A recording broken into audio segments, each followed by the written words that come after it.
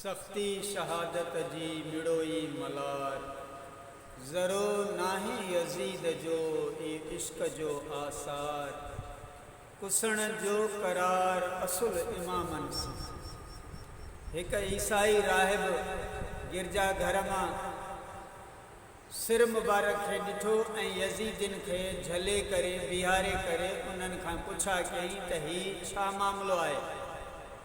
उन्हनि ॿुधायो जॾहिं त ही इमाम हुसैन अलैहिस्सलाम जो सिर मुबारक आहे।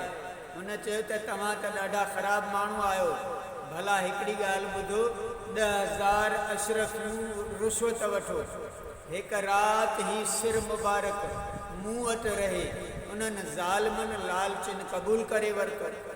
राहिब सिर मुबारक खे ख़ुशबू लॻाए सींगारे सॼी राति पंहिंजे रान ते रखियईं ऐं हुन ॾिठो त सॼी राति हिकु नूर सिर मुबारक मां बुलंद थींदे ॾिठो आसमान जी तरफ़।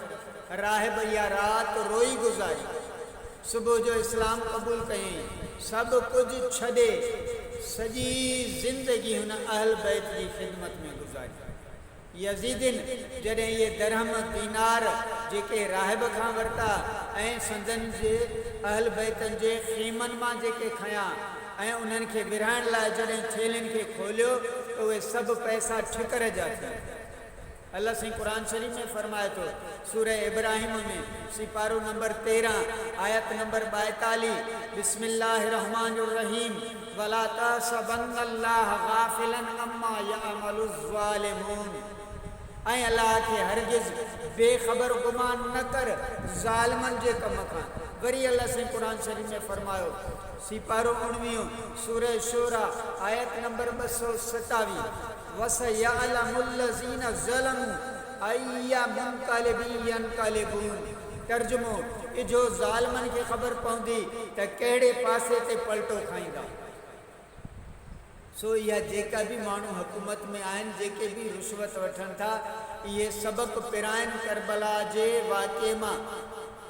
हर माण्हू जे लाइ करबला जो वाक़ियो सबक़ आहे ऐं उन सबक़ मां पिराइनि ऐं वरी इमाम हुसैन जी राह ते अमल कनि।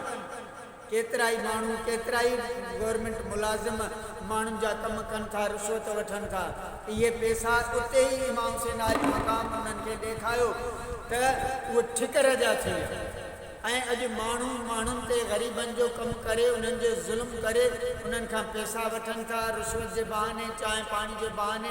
यादि रखो, अल्लाह साईं क़ुरान शरीफ़ में फरमाए थो त जो ज़ालिमनि खे ख़बर पवंदी त कहिड़े पासे ते पलटो खाईंदा। ई तर्जुमो जेका आयत मूं पढ़ी ऐं अल्लाह हदीसूं बि आहिनि त रुश्वत ॾींदड़ ऐं वठंदड़ ॿई जहन्नमी आहिनि। सो पंहिंजी पंहिंजी ड्यूटी कयो, हिलाल कोरे सां, हिलाल रोज़ी सां पंहिंजे बचनि जो गुज़ारो करायो। जहन्नम जी बाहि खां बचो, दोज़ख जी बाहि खां पाण बि बचो, पंहिंजे अहल अयाल खे बि बचायो ऐं हराम खाइण खां बचो, पाण बि बचो, पंहिंजे बचड़नि खे बि बचायो। दुआ आहे अल्लाह तबारक व तआला कंदा असां सभिनी खे इमाम हुसैन आली मक़ाम जी राह ते हक़ीक़ी हिदायत ते हलण जी तौफ़ीक़ अता फ़रमाए। आमीन सुम आमीन।